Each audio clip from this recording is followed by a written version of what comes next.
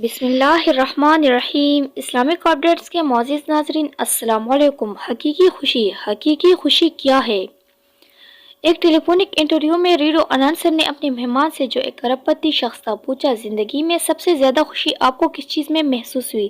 وہ ارب پتی شخص بولا، میں زندگی میں خوشیوں کے 4 مراحل سے گزرا ہوں اور آخر میں مجھے حقیقی خوشی کا مطلب سمجھ میں آیا۔ سب سے پہلا مرحلہ تھا مال اور اسباب جمع کرنے کا، لیکن اس مرحلے میں مجھے وہ خوشی نہیں ملی جو مجھے مطلوب تھی۔ پھر دوسرا مرحلہ آیا قیمتی سامان اور اشیاء جمع کرنے کا، لیکن مجھے محسوس ہوا کہ اس چیز کا اثر بھی وقتی ہے اور قیمتی چیزوں کی چمک بھی زیادہ دیر تک برقرار نہیں رہتی۔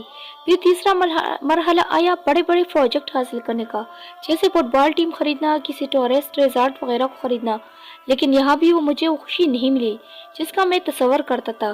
چوتھی مرتبہ ایسا ہوا کہ میرے ایک دوست نے مجھ سے کہا کہ کچھ معذور بچوں کے لیے ویل چیئرز خریدنے میں حصہ لو۔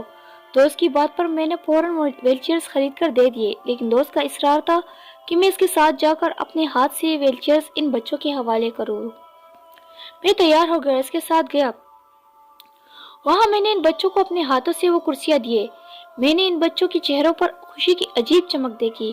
میں نے دیکھا کہ وہ سب خوشیوں پر بیٹھ کر ادھر ادھر گھوم رہے ہیں اور جی بھر کے مزہ کر رہے ہیں۔ ایسا معلوم ہوتا تھا کہ وہ کسی پکنک اسپاٹ پر آئے ہوئے ہیں۔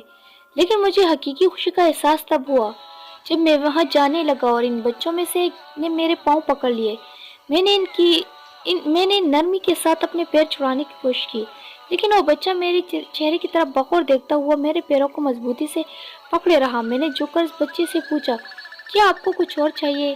اس بچے نے جواب دیا، اس نے نہ صرف مجھے حقیقی خوشی سے روشناس کرایا بلکہ میری زندگی پوری طرح بدل کر رکھ دیا۔ اس بچے نے کہا، میں آپ کے چہرے کے نقوش اپنے ذہن میں بٹھانا چاہتا ہوں تاکہ جب جنت میں آپ سے ملوں تو آپ کو پہچان سکوں اور ایک بار اپنے رب کے سامنے آپ کو شکریہ ادا کروں۔